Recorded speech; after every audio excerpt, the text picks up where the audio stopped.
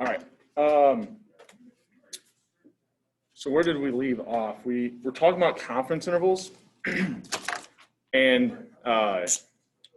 we had essentially what we were doing was we're going to take whatever sample mean we saw, and then we're going to base our confidence interval around that sample mean because it was the best.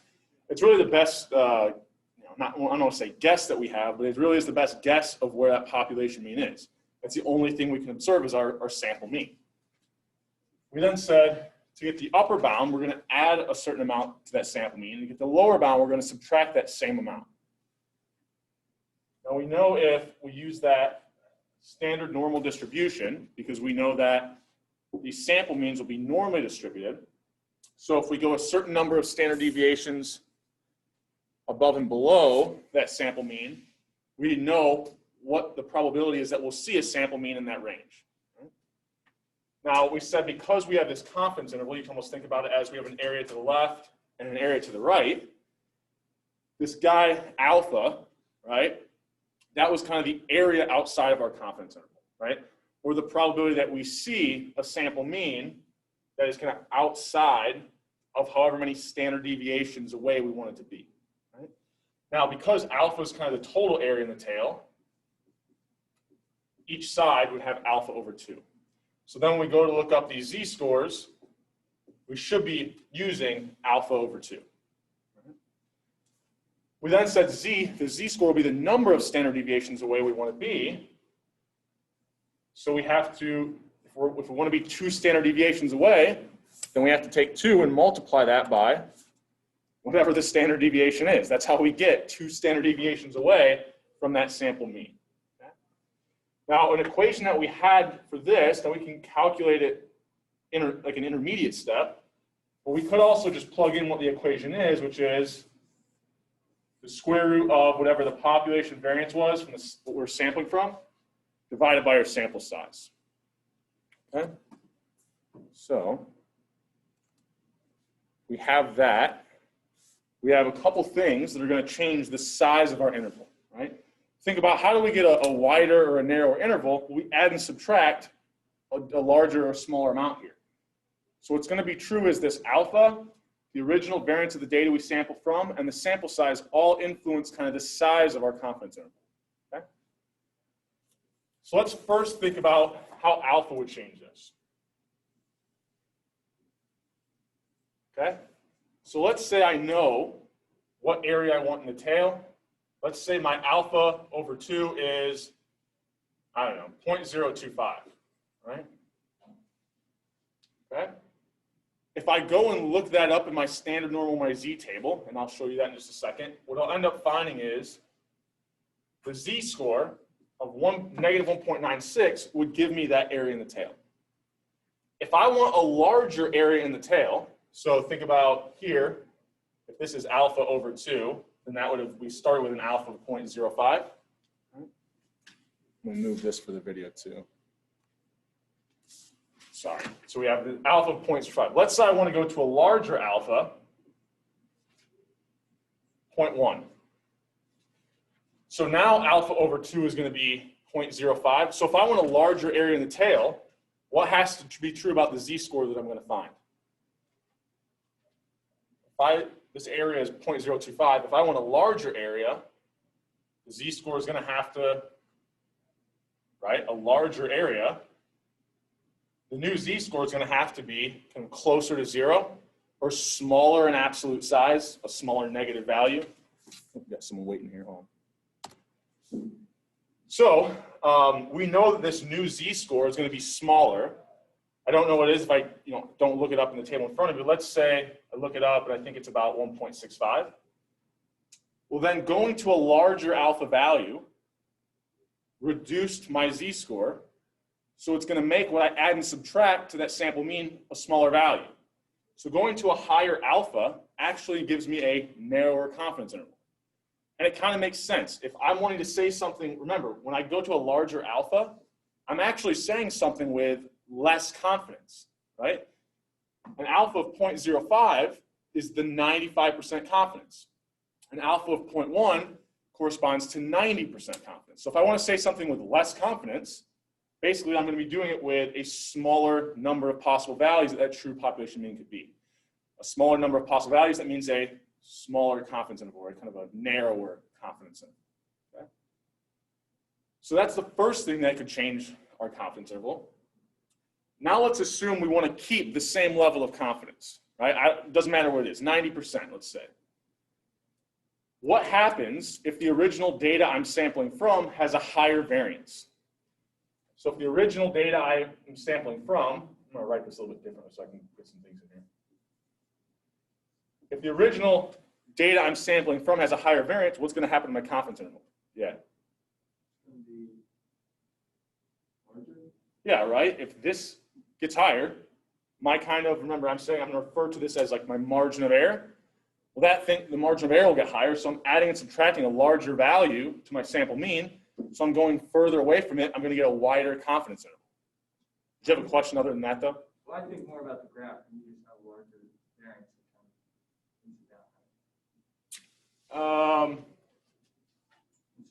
You can think about it that way, right? If I have a larger variance, it's going to flatten out my normal distribution, which means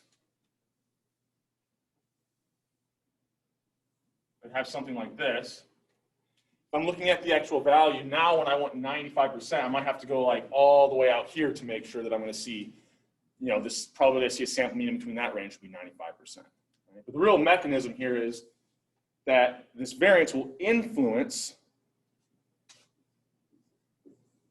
that standard deviation of my sample means, right? And we said, yeah, if we get a higher variance there, it's going to flatten it out. It's going to mean that it's more likely I see values further from whatever that true population mean is.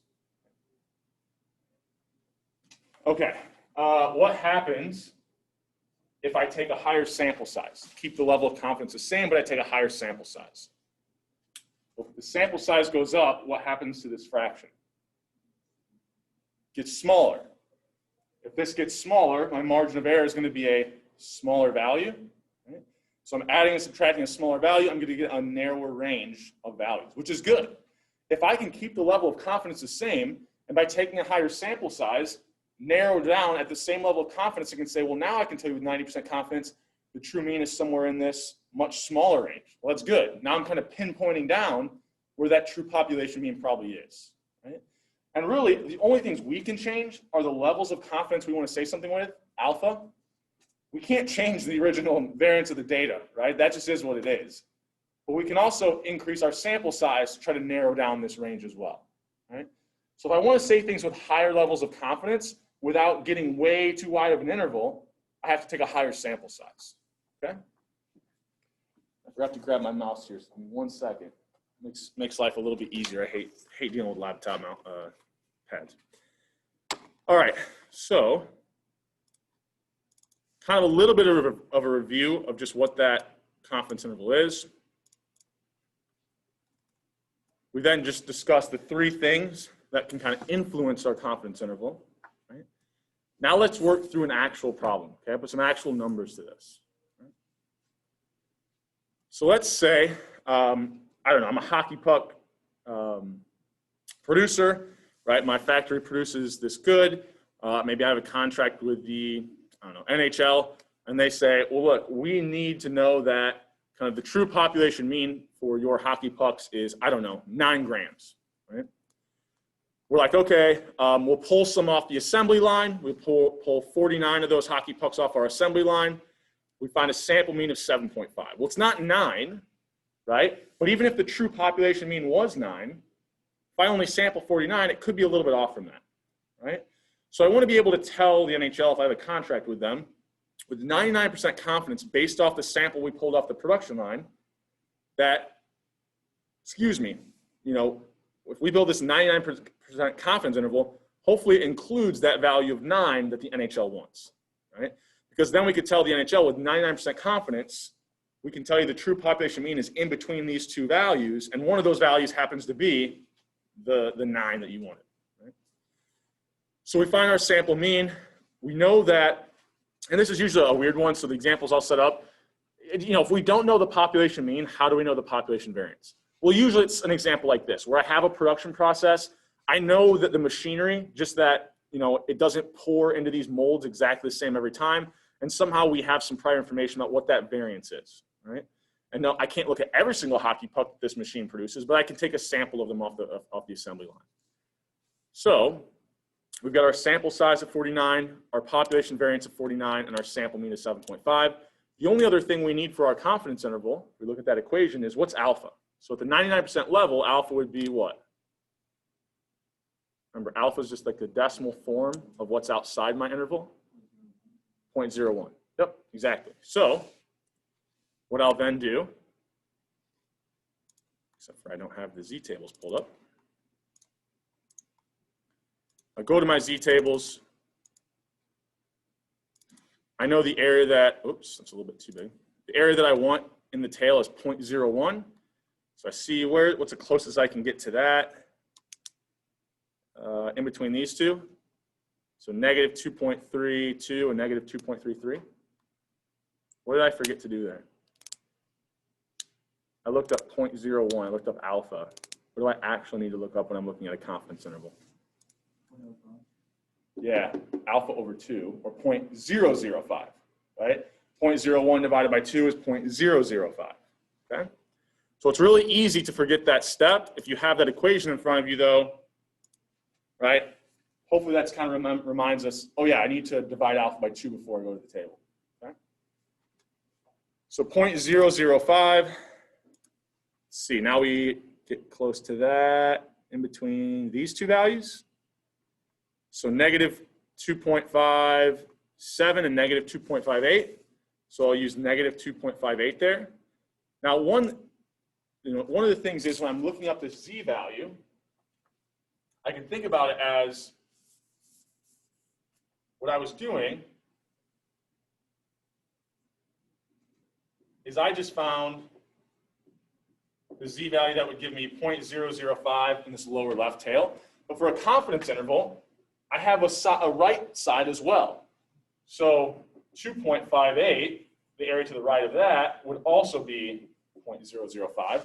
So when I look up alpha over the 2 in the table, I'm always going to find the negative z value, but that's already built into my confidence interval equation, right? The negative z-score, that's going to give me my lower bound. The positive z-score I find is going to give me my upper bound. So when I go to the table and I find negative 2.58, when I plug it into this equation, I'm really using just the absolute value, right? So it's kind of already, the sign's already built into our equation when we're finding the lower and upper bound, okay? So we now should have everything we want, okay? So these are the steps. We'll kind of, just in general, identify these 4 pieces of information we need, look up that z-score. You could compute the intermediate step, right? First, find the standard deviation of your sample means using this equation, and then plug everything in. Or, like I had up here, you could just plug it in originally and don't do an intermediate step. Either way is fine. So we go here. We identified everything we needed. We looked up that z-score, right? And I used this 0.995 because if I didn't want to look up the negative z-score, I instead wanted to find the positive z-score.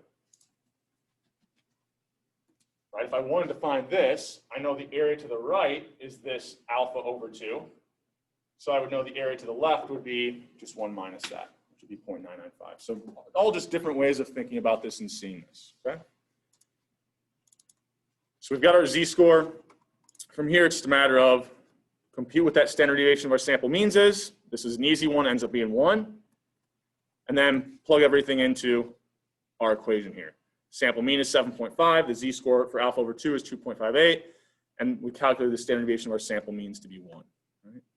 So if we go ahead and do this math and we find the lower and the upper bound, we get a pretty wide upper bound. With 99% confidence, I can say that the mean weight of these hockey pucks is in between 5 and 10 grams.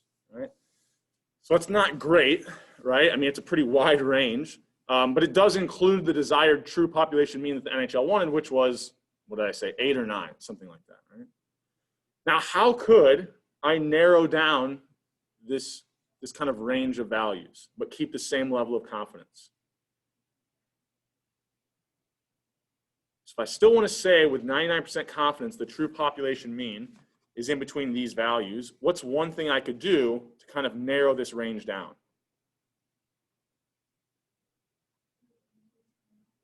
Increase my sample size. Exactly, right? Now if I increase my sample size, I'm going to decrease that standard deviation of my sample means and be adding and subtracting a smaller amount to my sample mean or narrowing down that range of values. And if I have the production process, production line in front of me, I'll just go back down and grab another 49 hockey pucks or something like that, right? Okay. Let's just just keep working through examples here because I think the more we see this, the more it's going to make sense. And then we'll probably do a little bit of work in Excel today. So let's say I go back to that birth data that we looked at, and the length of a pregnancy or kind of infant gestation is a population variance of 9 weeks. We got a sample of 81 births, and we find that the sample mean for those 81 births is 38 weeks. Right? So we want to build a 95% confidence interval for what the true length of a pregnancy in Indiana would be, right? Because that was the data that we had. So once again, identify the 4 things we need. So the sample mean is 38. Sample size, well, we had, 81 births. Population variance was 9. What would our alpha be for the 95% confidence level? 95% confidence, alpha would just be 0.05. Yeah.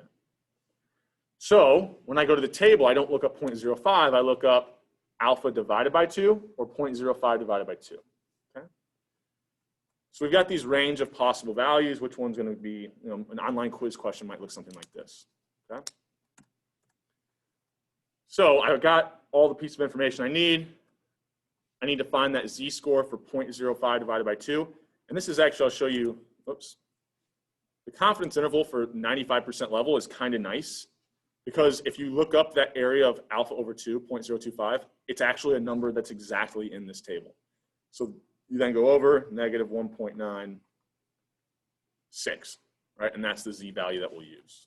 Okay? So we've now got our z-score. 1.96. Now remember I said we'll always find that it's negative, but that was already built in to our confidence interval equation because we add that value to get the upper bound, we subtract it to get the lower bound. If you forget and you put the negative sign in there, you're just going to end up with a lower bound that's actually your upper bound and the upper bound that looks like your lower bound, right? So maybe even after you calculate them, you'd still be able to figure out, oh yeah, this is the higher value, this is going to be the upper bound, okay? So from here, we can do the intermediate step, which is calculate that standard deviation of my sample means, which I know is equal to the square root of the population variance over my sample size. Now notice here, I got a pretty low standard deviation for these sample means because the original variance was only 9. In the previous example, it was what? 49, right? And so that kind of led to a wider range of possible values, right? We said final answer there was, if I can get here, between 5 and 10, right? But now, with kind of this smaller population variance and a higher sample size, both those things are helping to reduce that standard deviation of my sample means. So now when I plug these values in, even though I'm saying something with a lower level of confidence than I was before, I went from 99 to 95, I've been able to greatly reduce that standard deviation of my sample means. Once I plug everything in, oops, I actually find a pretty narrow range, right? And here, sorry, it's a typo here because I was probably copy and pasting from the other slide. All right, I want to make sure this lines up. We're actually doing the 95% confidence level here, so an alpha of 0.05. So once I plug everything in, right, I get a pretty narrow range for that 95% confidence level, right? I can pinpoint the length of a pregnancy down to about a week, right? 37.35 to 38.65, just a little bit over a week is kind of the width of my confidence interval there, okay? Any questions on anything we did there? We're okay with this? Sure? Okay. Let me make sure there's nothing in the chat. Okay. We'll go through one more example. Right? So I think this one is kind of an interesting thought experiment. It's kind of like the hockey puck one, but hopefully once we get to the end of it, I'll prove to you why confidence intervals could be very useful and applicable to a bunch of different settings. So let's say I go over to the rec center and I take 35 of their 45-pound plates, right, or weight plates. So I weigh them all out, and I find that they have a sample mean for these 35 plates of 46.5. Well, I took a sample over 30, so central limit theorem's met. I found my sample mean, got my sample size, and let's say I contact whoever made these and I say, yeah, you know, our production process, the machinery has a variance on the pores because, you know, we don't use just one specific metal. It's a mixture, and so some has more, I don't know, zinc in it than others. I don't know what metals in these, but you can imagine this idea that the mixture isn't kind of consistent throughout. So they have a population variance of 25 in their machinery, right?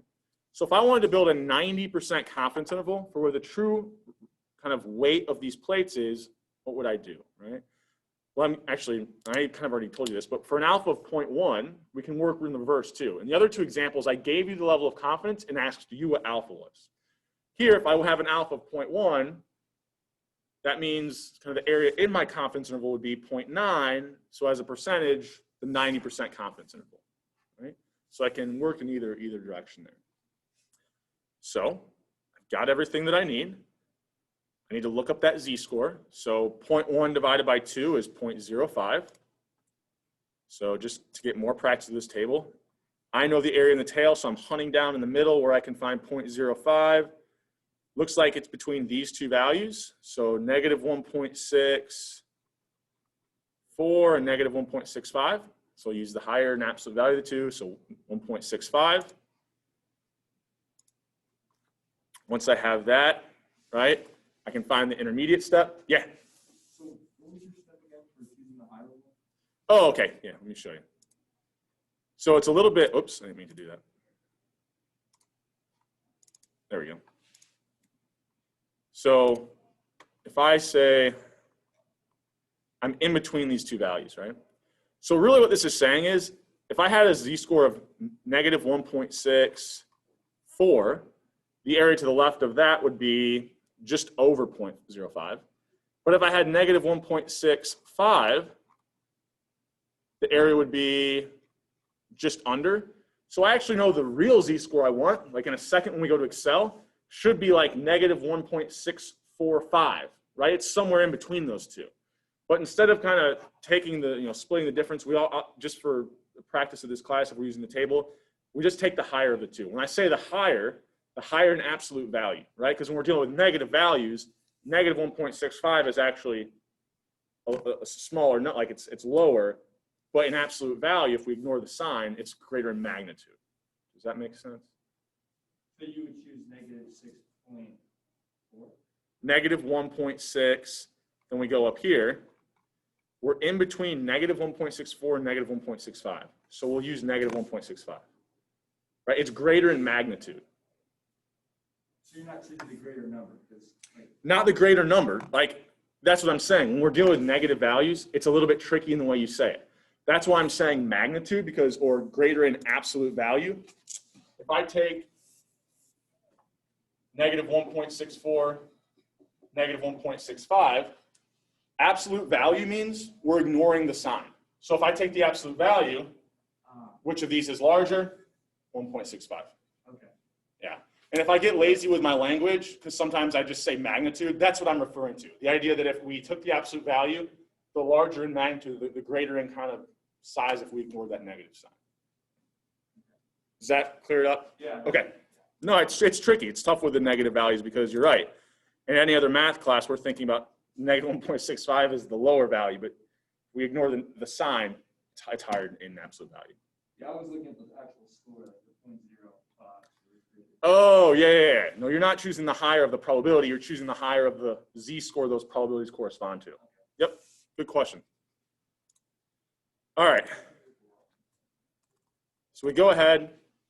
We compute that standard deviation of my sample means because we can plug in the population variance and my sample size, plug everything into our confidence interval equation, and we get a pretty narrow range of values, right? I can say with 90% confidence that the true kind of weight of these plates is between 45.11 and 47.89. Right? Now, notice what value does this not contain? I was weighing 45-pound weight plates. At the 90% confidence level, I can't actually say that 45 pounds could be the true population mean, right? So if I go to this company, I could be like, well, look, with 90% confidence based off the sample I took, like what you're saying your product weighs, it doesn't weigh that much, right? And yeah, that might seem trivial and a stupid example when we're talking about weight plates at a gym, but if I go to a company who's making, I don't know, steel beams for building skyscrapers, and I find that based off the sample I took of their product, that it doesn't include what the true weight should be, well, that's an issue, right? Or you can imagine I could, if I had this like in a medical kind of term, like, you know, if we're talking about instead of weight, I'm talking about, I don't know, the number of cc's in some drug that they're sending out. Well, my machinery is not working if it's, you know, if it's not including the value that I actually want. So these confidence intervals are pretty useful, right? Now, what is interesting here is what probably happens in this example if I go out to the 99% confidence level. So if instead of saying it with 90% confidence, I say it with 99, right? Alpha is 0.01. What changes in this equation? Well, if we go to a smaller alpha, right? You can think about if I want a smaller area in my tail, my z-score is going to get larger in absolute value, which is going to widen my confidence interval, which, you know, we're already so close to 45 pounds here at my lower bound. If I widen this confidence interval by choosing a higher level of confidence, at the 99% level, I probably, you know, would say that 45 pounds could be one of the true values, right? But at the 90% level, not quite, okay? All right. Any questions before we keep moving? Okay, so, well, we've already kind of went through these. I think this is just in case we get stuck at a point for next class, so that'll be good to know. So, I don't know why it keeps doing that. So, let's go to this confidence intervals example. This should be, let me double check, but I'm almost positive I threw this up on Canvas the other day. So confidence intervals example. We've got 3 different examples in here. We'll work through this one today, right? So let's say, I'm just going to delete this for now, except for I probably just am interested in this cutoff value for a second.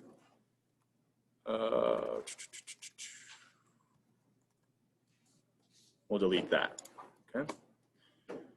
So if I had this data set, right, and I've got a bunch of different enrollments for a bunch of schools and, you know, across the country. I have their male, female. I think I kept all Division I schools. This is a data set of all Division I schools. So we have population data, male undergraduate, female, and total undergraduate enrollment. Actually, I don't think I have every Division I. I only have 112 of them, right? So I have a sample, okay? So what I can do is I can find my, did I do it for total undergraduates before? Hopefully I did. We'll do that. Total undergraduate enrollment, select that, we'll find the mean, right? This is, you know, we've already done stuff like this before. Now, for the sake of this example, oops, find it like that, equals var.p. We'll just use the variance of this sample for the population variance, right? Now, in practice, this would be something that I'd have to be given, right? So, you know, the population variance, if this was like in an Excel assignment, I would probably have told you, I would have like put this in one of the cells for you to use and just told you like, yeah, you only have this sample of like 112 schools, but let's say for some reason we know we have the population variance and it's 68 million, right? So this would have to be something that you were told, the population variance, right? Because if this was population data, we wouldn't be building a confidence interval, right? We would just find the mean and say, well, that's the population mean, okay. You know, I don't have to build a confidence interval for it. So assume that I gave you this population variance of what, 68 million, I think it is. We could then find our sample size using that count function, right? Just count the number of cells that have a value in it. So we now have our sample size, our population variance, and our sample mean. Okay? For 3 different levels of alpha, let's build confidence intervals here. So I've got the 90, the 95, and the 99% confidence levels, right? And if I want kind of maybe a reminder, let me just insert something here just to give you a good 90, 95%, 99%. Right? And all I did there was I right-clicked and then went to insert a cell if you want to kind of add these in if you're working along. So from here, I'm really using Excel as a calculator, with the exception of I'm going to also use it to look up that z-score that gives me alpha over 2 in my tails, right, or on either side of my confidence interval. So we actually have already looked at this function. If I know the area that I want in the tail, and I want Excel to return to me the z-score that corresponds to, that was where we said we use that norm.s.inv. We're telling Excel, use a standard normal distribution, or use the z-tables, look up the probability that I'm going to tell you, and return to me the z-score that would give me that area in that lower left tail, or the probability of seeing, you know, if I know the probability that I want is 0.05, what z-score would be correspond to that such that the probability of seeing that z-score or anything less than that is 0.05. Well, here we don't have 0.05, our alpha is actually 0.1. But if we're doing confidence intervals, we don't actually want to look up alpha, we want to look up alpha divided by 2. So instead of just selecting alpha, I need to look at alpha divided by 2. Now this will give me the z value, but what's going to be the problem? Because I'm looking up that left side of the lower left, the left tail or the left side of my confidence interval, it's always going to be negative. So there's 2 ways we can get around this. The first way, I think, is the easiest, is you can use this ABS function in Excel, which is just taking the absolute value. So what we talked about before, just drops the negative sign, right? This is probably the easiest way to do it, okay? Now there's one other way you could kind of get rid of that negative sign, which is do 1 minus alpha over 2. So why does this work? Well, hopefully this kind of gives you a nice visual as to why that would work. If I'm looking at z-scores,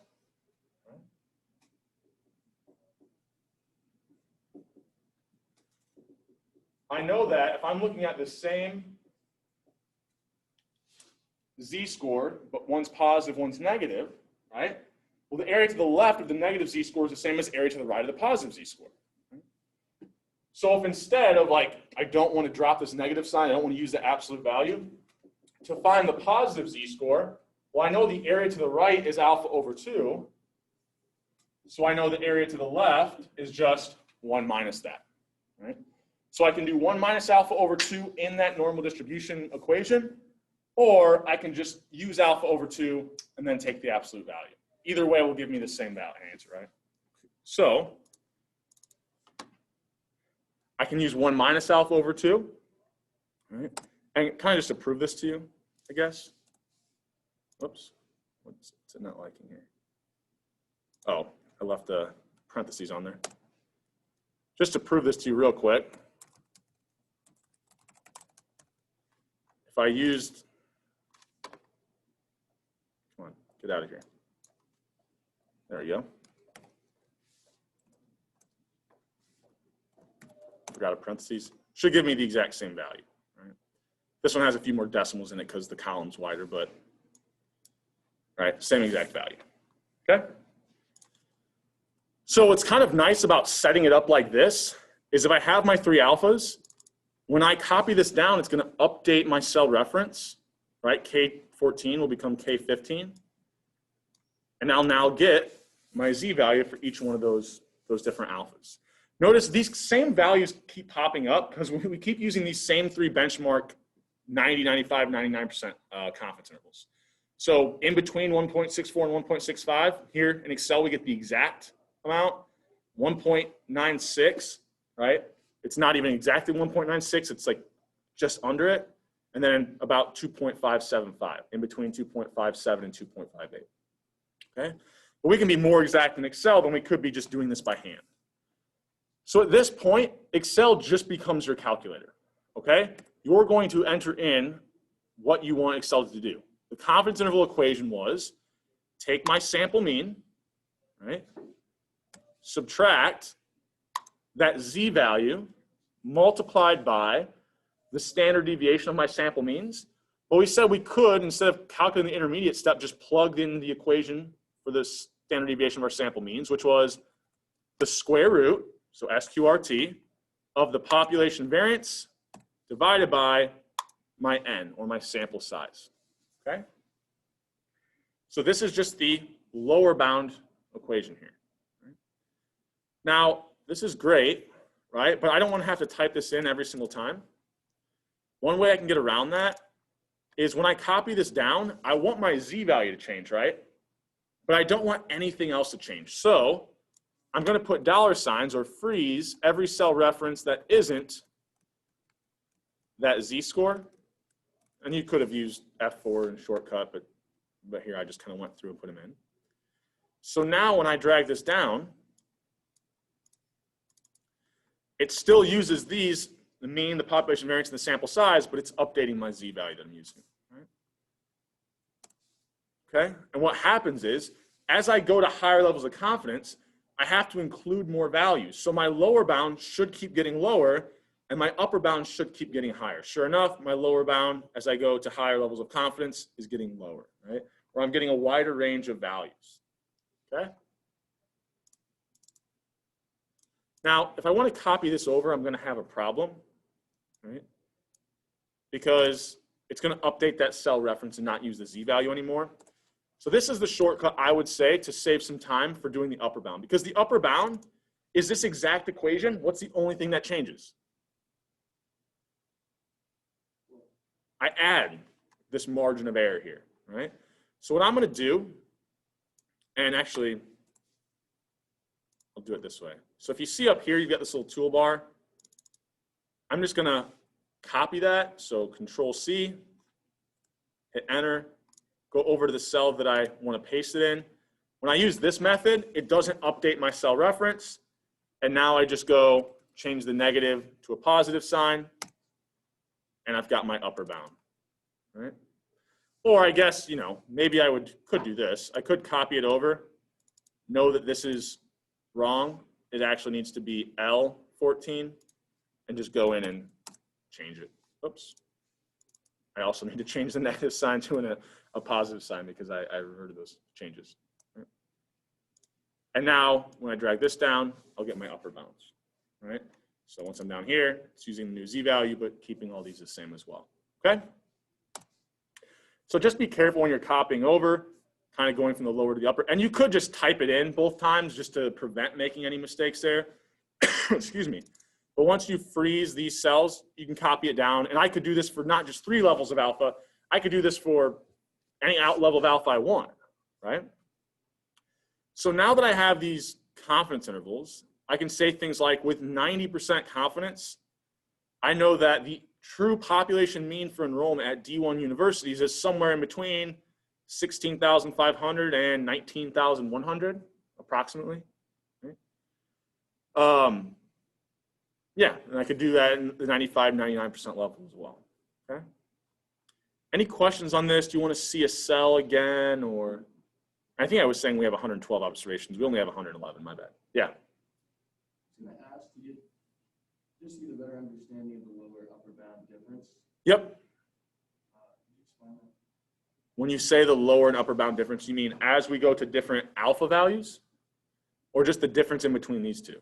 Well, like what they mean on the graph. Oh, let me show you. So I'll use 16,500 and 19,000 as the values.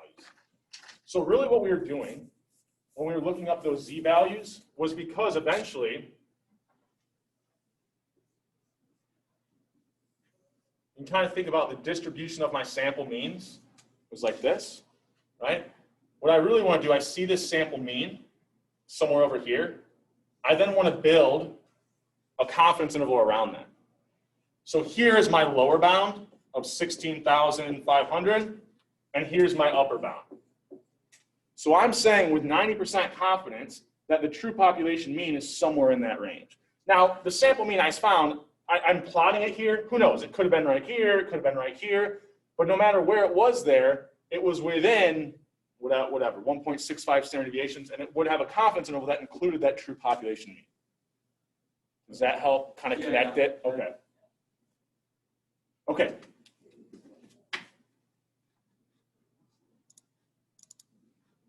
Any other questions before we keep going here?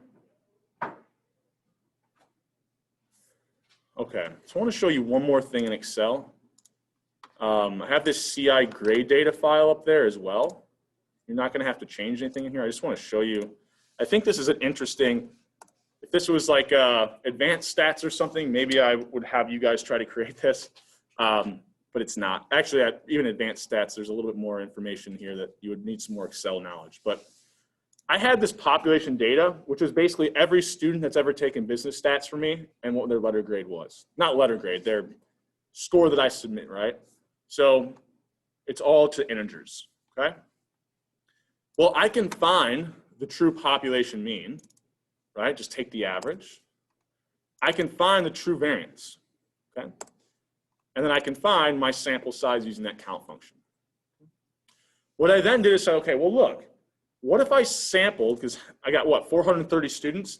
What if I sampled 50 of these students, wrote down my sample mean, took another sample of 50 students, wrote down that sample mean, did that 1,000 times, and then for those 1,000 different sample means, I built a confidence interval around them. Well, what should be true if what I was telling you is true is that if I build it for the 95% confidence level, then out of those 1,000 sample means I took, 95% of the confidence intervals for those sample means should include this true population mean, which I can actually observe in this data set, right? So 95% of 1,000 should be about 950, right? So what I did is I used some stuff that we won't have to use in this class. You can generate random numbers. So I basically was like generating a random number to choose a student at random. We then have this pretty useful VLOOKUP function in Excel. So what that does was whatever random number was selected, it went here, looked up that student ID, and it's not like their actual ID, it was just some number I gave to them, and then returned to me whatever their letter grade was. So essentially, notice it updates this all the time. Every time I hit enter in here, it randomly generates new numbers, okay? So I did that. I get my first sample of 50. Here's my second sample 50.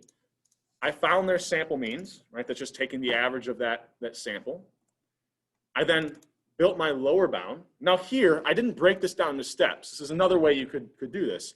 Instead of finding the z-score in a separate cell, I just put it right into my equation, right? Take my sample mean, subtract the z-score for the 1 minus alpha over 2. So if alpha over 2 is 0.025, I was using kind of the alpha of 0.05 or the 95% confidence interval. Then multiply that by the square root of the population variance divided by my sample size. So all I did here was, when I was doing this, instead of finding the z-score and then putting it in right here, I could have done norm.s.inv 1 minus alpha divided by 2, right? That's all I did there. Just skip the intermediate step. But I wanted to show you in the first example the intermediate step because I think that makes a little more sense. I don't know. I think it's easier to see like if I'm making mistakes at any level, right? Within here, I can't tell. Like let's say I got a really weird number for my lower bound. I can't tell if the mistake that I'm making is within that norm.s.dis function or if it's within my equation I have for the lower bound. So that's why I broke it down into parts. I would suggest doing it that way. I didn't want to create more work for myself, so I didn't do it that here.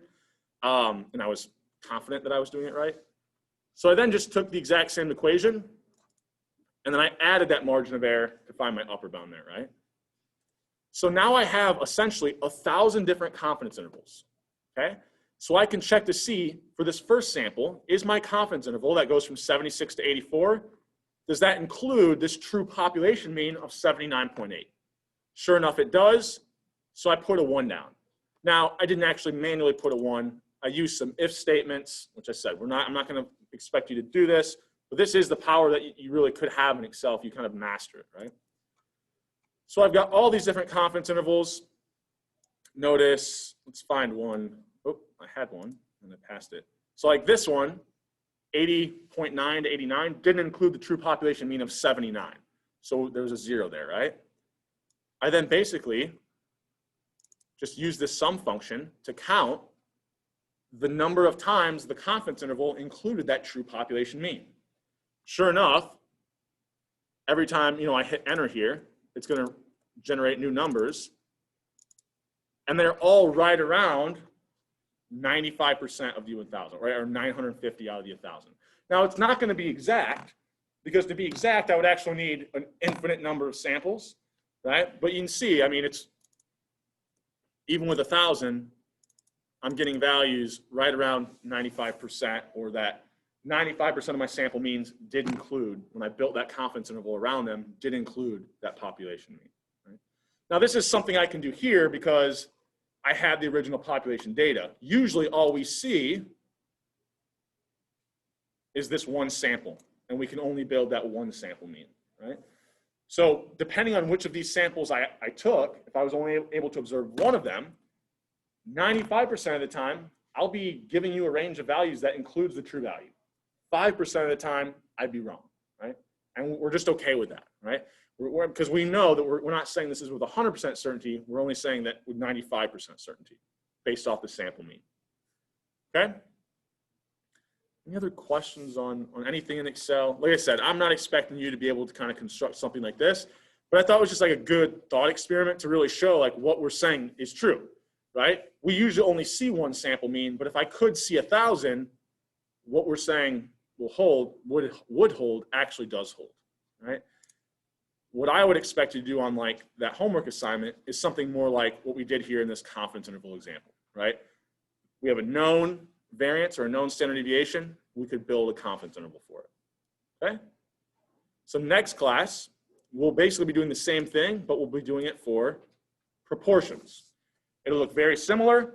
We'll go through some problems. We'll then look at some stuff in Excel, and we might even introduce the idea of the student t-distribution. So I'll get another set of tables up there, or another table up there, which is the student t-distribution instead of the standard normal distribution, okay? All right, if there's no other questions for me, I will see you guys on Friday, okay?